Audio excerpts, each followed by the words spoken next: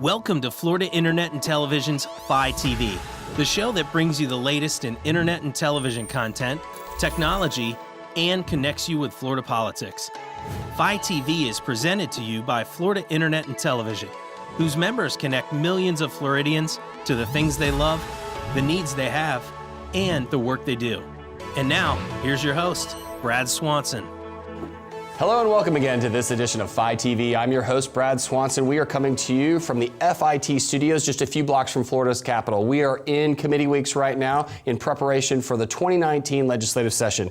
To my right is Brian Burgess, publisher of The Capitalist, Matt Dixon with Politico Florida, Trimmel Gomes with the Rotunda Podcast, and Denny McAuliffe with Florida Politics. Okay, gents, let's jump right in actually to the serious matter. So the budget has been all abuzz. Who wants to riff on the budget first? I say props to Jose Oliva for taking his sweet time. Instead of the usual formulaic immediate props to the governor, he took his sweet time, he looked through the budget, and then he sort of, and through that he sort of sent a message that this is a big fat budget. It's very big, $91.5 billion, record setting, and I think Oliva as a conservative takes a look at that and it gives him a little bit of pause, and I think that was wise to delay his reaction to it.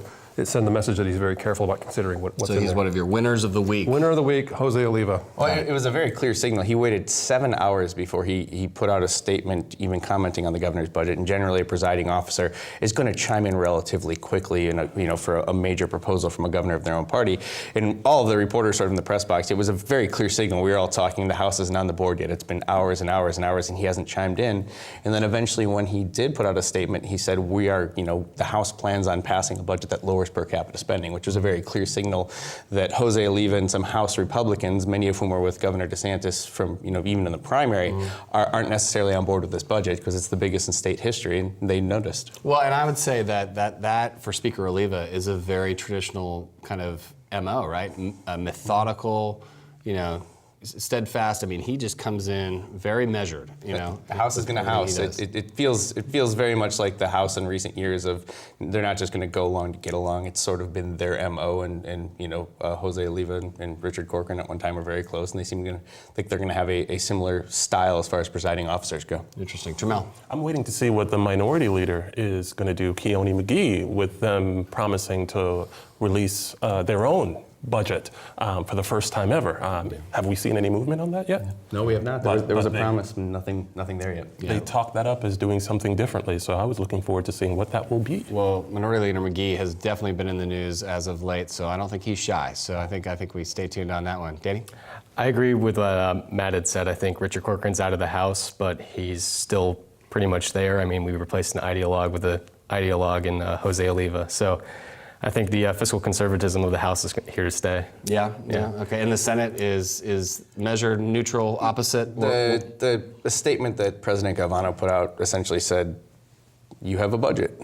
And that was standard. And I don't actually mean to be that as critical. That was sort of, to Brian's point, the standard move. I mean, he put out saying, we appreciate the governor's budget. Now the Senate's going to prioritize what we want to spend money on. So Galvano took a more traditional route of issuing a statement right away, essentially not saying anything, and Speaker Oliva took the opportunity to really make a statement with a prolonged period of silence. Interesting. Well, we'll stay tuned, and as we know, when everybody goes into the budget weeks, it's always a lot of fun to see what actually surfaces as the new project of the year. All right, so let's move on. So we had Secretary of State resign from office, and Governor DeSantis seemed to waste no time in appointing the replacement. Who wants to jump in on talking about our new Secretary of State? I think it was a no-brainer. I mean, he acted very swiftly as soon as he learned about it. He sort of ripped the Band-Aid off and went ahead and did it. And for Governor DeSantis, I think that was the only move. So, I mean, obviously, it's didn't turn into a scandal. There wasn't a week-long news cycle of saying if he's going to do it, which could have been problematic. He got in front of it, made sure that didn't happen, and I think the governor, did what he needed to do. Yeah. But the appointment was interesting. It wasn't a supervisor of elections from a local office. It was a federal prosecutor and somebody who's related to the process, if you will. Any thoughts on that? It's just someone that Ron DeSantis knows and trusts, and that's the bottom line. I mean, he knows that person, he knows her, and she'll do a fine job. Yeah. It's an administrative job more than anything else. But considering even though it's an administrative job, the requirement of having someone with that experience, it's going to be a tall order on the learning curve. Yeah. With these elections, we're going through controversial elections, and those that are upcoming. Judge Lee, she's going to have a lot to prepare. Yeah, but I mean, former federal, both prosecutor and defender, U.S. Attorney's Office. I mean, it's kind of a unique person to be in a position where hypothetically you are wearing your black and white stripes and you're neutral, and Right. I think that's why it's such a brilliant appointment. It's like, it's different, yes, but there's integrity there that you can count on, and I think it's important. It says a lot. Well, and most importantly, in this situation, after what had happened, you need someone who could pass a vet, and with the position that she has been through the ringers. If there is an instance out there that could trip her up, like the same way that happened with the outgoing Secretary of State, it would have been found by now. Yeah. I mean, so she's been through the process. Yeah. Okay. I think, as we all know, familiarity with the law is almost a critical trait that somebody has to have if they're going to run the elections department. She's going to get sued? Right. Yeah, that's what I'm trying to say. All right, well, let's jump into what is off and on the favorite topic of the Florida legislature, marijuana. We now have a pot bill that's in play. Tons of social media traction over this. Who wants to talk about what it is? Senator Brandis had a bill that would get rid of the state's ban on smoking medical marijuana, which has been a controversial issue. There was a very, in my mind, a sort of an entertaining committee. The most entertaining thing a committee can do is put an amendment on a bill the sponsor doesn't want, and that's what happened yesterday. That the chair Gail Harrell filed an amendment. And when the chair files an amendment, it's a big deal. You have to look at that, and they passed it 6-4. Kind of watering down Brandis's bill over his objections, and at the end of the meeting, he was essentially saying, if I were on your side, I would vote against my own bill right now.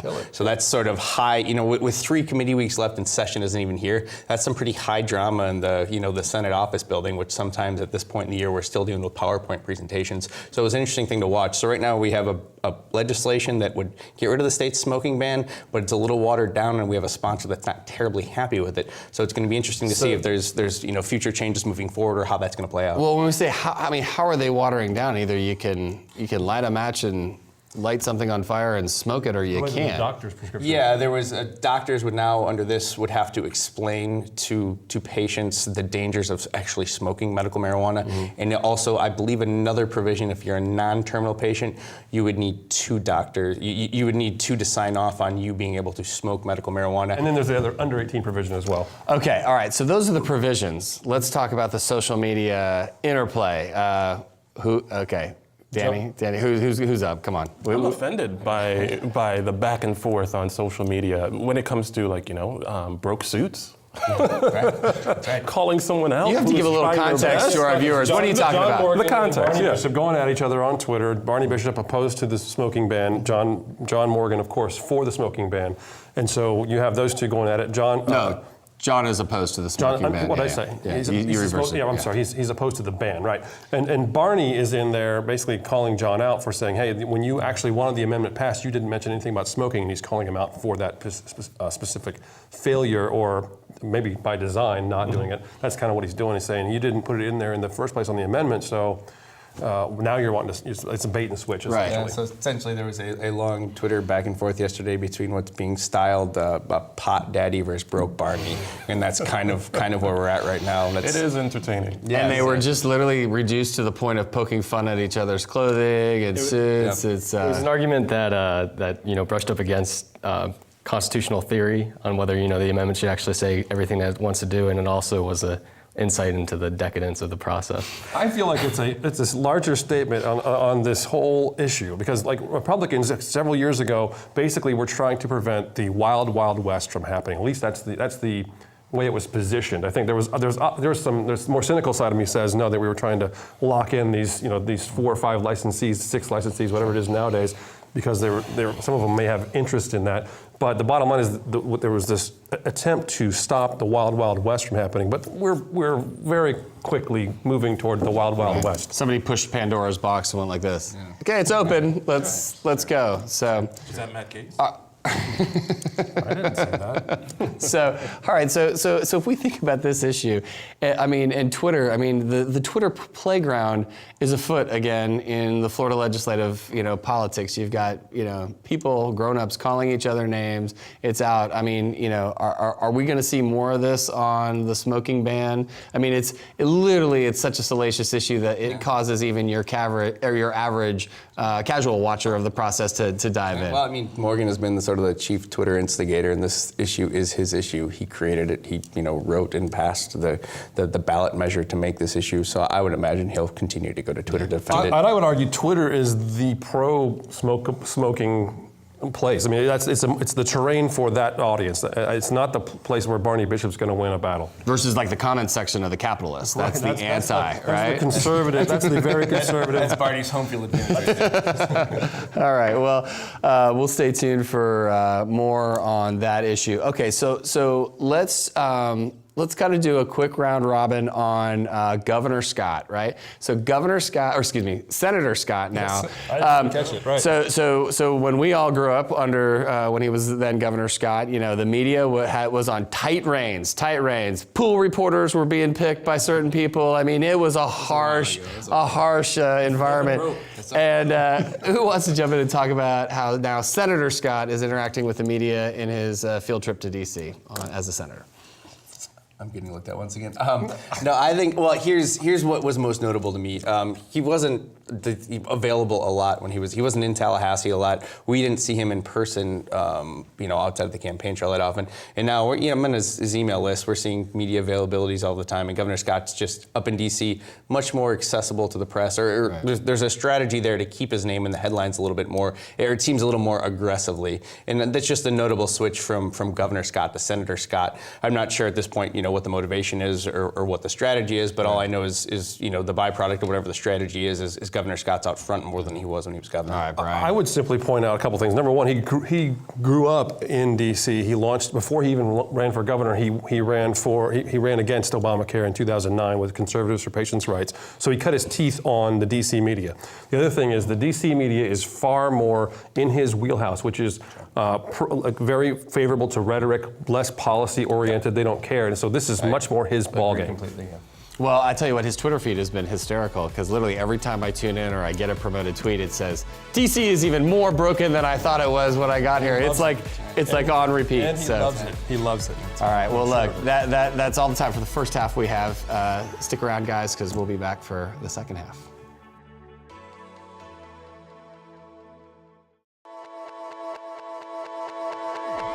All right, so we're going to jump into the hottest issue in the Capitol today. We're talking about vegetable gardens, man. Vegetable gardens. Where do we go from here? Well, I think we just, the vegetable garden bill is one of the most clear examples of a classic private property rights fight. It stems from a case somewhere in the state where somebody was told or prevented by a local ordinance that they couldn't grow veggies in their front yard, any veggies of any kind, because it's barred by a local ordinance. Rob Bradley is sponsoring this fight. He wants to pretty much preempt that to the state and keep any local government from...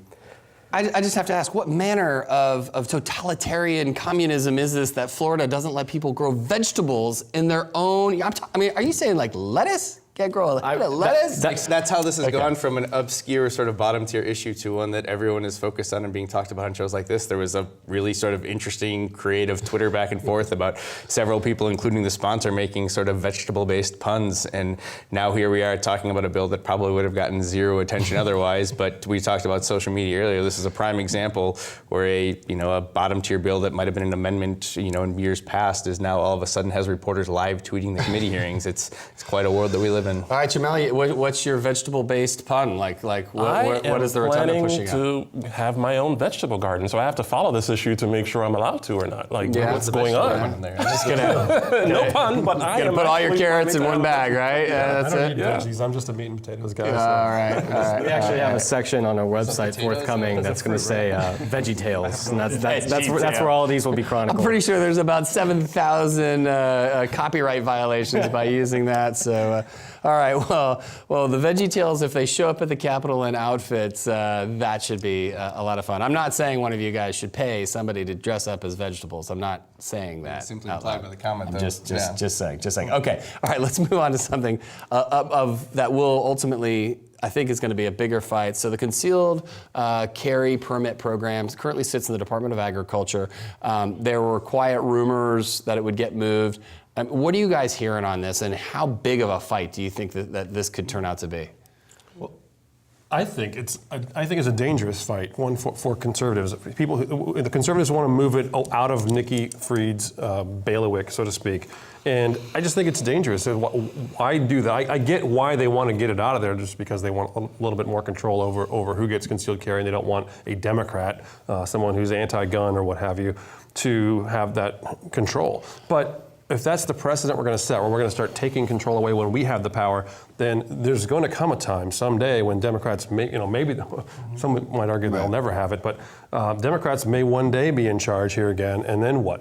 It's a mirror of what happened over the last 10 years in D.C. You had, the Obama administration come in and do a lot of the same thing, and then Trump came in, and you're seeing a pendulum at the bureaucratic level. I just find it to be extremely dangerous, that precedent. I hope they don't do that. Well, like everything else, it'll just end up in court. That's ultimately where we're going to go here. Concealed carry, the issue itself, it's not only a huge policy issue, but politically, as Brian touched on, it's a big deal. So I think no matter what happens, I think if it stays, folks who want it removed away from Democrat are going to sue, and if it goes, the other side might. So, like everything in Tallahassee, we're going to end up in a courtroom in June. Right. There hasn't been a bill filed to move it to.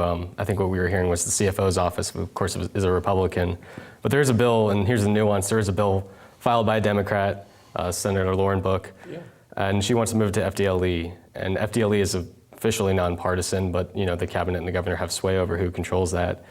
And I think for Nikki Fried, she doesn't have a lot to fight about, saying I don't want this to go into the Florida Department of Law Enforcement, but I'm kind of hesitant to relinquish the most powerful aspect of the position that I got elected to. So what we're hearing from Nikki Fried is that, we're still looking at this, we want it in law enforcement hands, and then there's a portion of the Agriculture Department where law enforcement is hired. It's called Ag Law or something like that, and I think that's where she's going to want to try to put this oversight into. It's, and whether Lauren Book, who was on the Marjorie Stoneman Douglas Public Safety Commission, agrees with that could be a inter-party dogfight. Well, and do you see, ultimately the authority rests with the legislature to change that, right? Sure. There's been no will to do that thus far. That could certainly change. We're very, very, very, very early in the 2019 legislative session, but thus far there has been no public outcry from an elected official saying this is an issue that we need to take care of now. Right. It's just been murmured about, it's been talked about, it's been an idea since November, since the election. Right. All right, so let's jump into another issue that's definitely going to get a lot of press because it's going to have a lot of criminal advocates and folks for rehabilitation, and that's the Florida First Step Act. Danny, you've been on this. Give us a background on what it is and where we see the pros and cons coming down from. Well, I think the most important part about it is that it comes a month after the federal First Step Act was signed into law by President Donald Trump. So it's kind of like, here's a Republican-friendly brand that we can slap on these criminal justice reform measures that we haven't been able to pass in recent years. So they're calling it the Florida First Step Act. It's not really the same thing, but it's a series of criminal justice reform measures. And I think the most notable part of it would be allowing judges to depart from mandatory minimums when sentencing nonviolent drug traffickers. The idea being that traffickers aren't necessarily always traffickers as you think they might be. You could be caught with X amount of these pills and be considered a trafficker and face a mandatory minimum. Right. And so this would kind of leave it up to judges to say, maybe you shouldn't be in prison for this many years. And in the backdrop of all of this is a really strong conservative message, and that is that Department of Corrections keeps asking for more money, the prisons are full, and people think that that's directly tied to these mandatory minimums and other laws. Yeah. So yeah, and of course, back in the days when these minimums were dropped, it was a zero tolerance, mode in late 80s, early 90s, and so the intention was zero tolerance will scare everybody out of it. But if you've got 30 oxycodones, that's if you're addicted, that's a week's worth of supply. And it's one of these issues that there's been a few where Senator Jeff Brandes from St. Pete has sort of been banging his head against the wall for this for a very long time. He's been talking about criminal justice reform and doing some of these things. And this year it seems to have some momentum. They've done some Capitol press conferences already. There's a whole collection of outside groups, criminal justice and just sort of conservative groups at large that are behind it. And it seems to have some institutional muscle after a few sessions and a few years where the vague idea of criminal justice reform is something everyone seemed to like, but anytime a policy was put to paper, it really never got any momentum. Well, Senator Brandes is known for pushing kind of avant-garde policy or things that aren't in the traditional norms. I mean, everything from automated vehicles, but in this criminal justice space, this is pretty avant-garde, if you will. But on the House side, you've got Representative Byron Donalds, who is, arguably, currently a star, but a future star, and people point to him, but he's taken this cause on, and the House is notoriously more conservative. Do we see them being traditionally more conservative in the old manner, or do we see them being conservative with the dollars and the numbers and everything and supporting him on this? That's what I was going to say. Is the fiscal aspect of this is huge. So you have a massive $91.5 billion proposal by the governor, and now you have Jose Oliva saying you're going to take a real hard look at this and reduce per capita spending.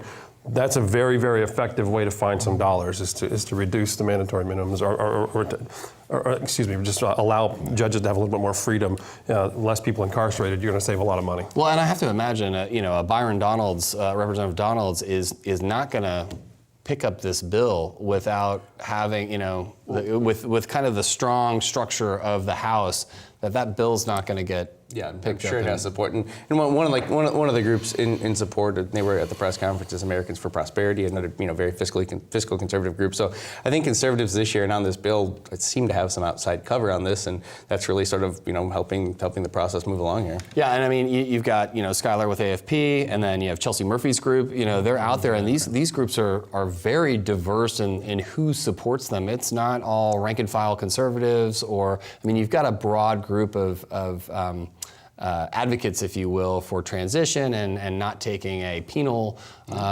solution to a problem that could be a rehab solution. To the fiscal point, there's, I think, roughly 700 new positions proposed in Governor DeSantis' budget, about 500 of which are mental health workers for DOC, for state prisons.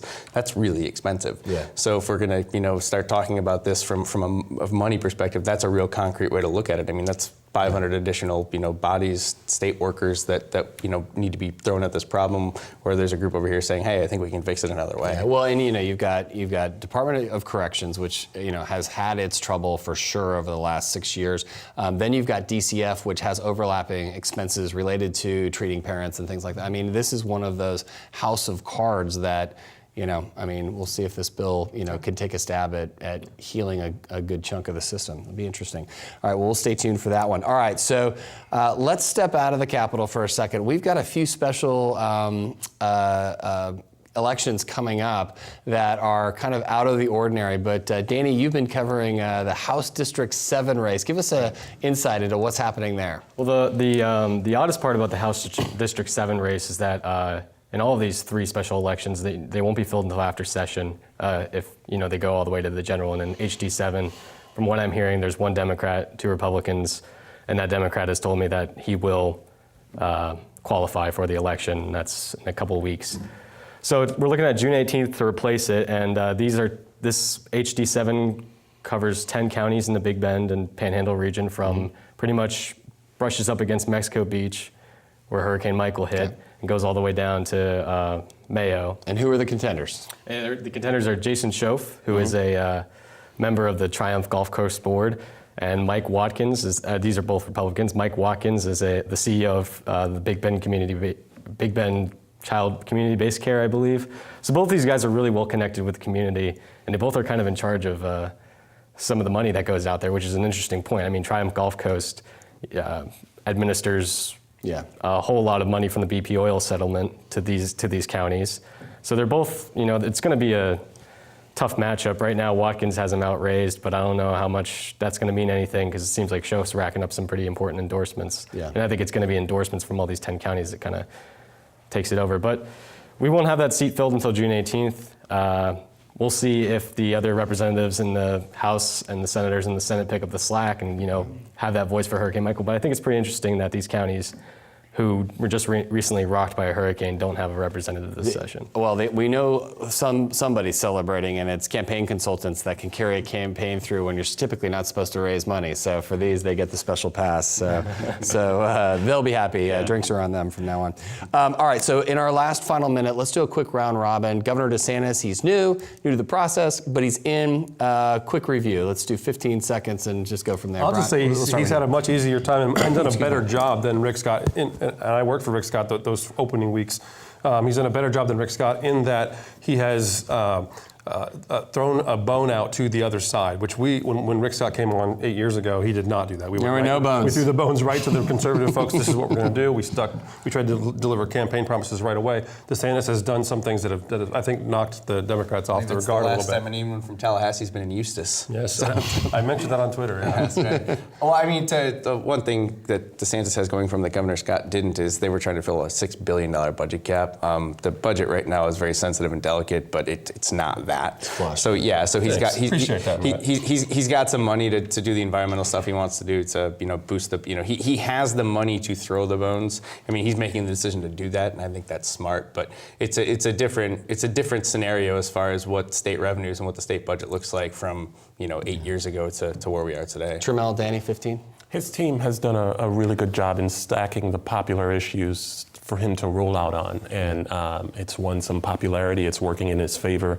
He's got the environmental community saying, he's not so bad, and it has avoided him, given him a way to get away from some of those blunders that we saw with the Secretary of State's office. So they stacked really well to help him out. Danny, final word. I think he's realizing how sweet it is to not be in campaign mode anymore, because I'll give it to him. On the campaign, it was really hard for him. He was having to dodge hits every day from the media, and now it seems like we're on the completely opposite side. We're kind of just the policy.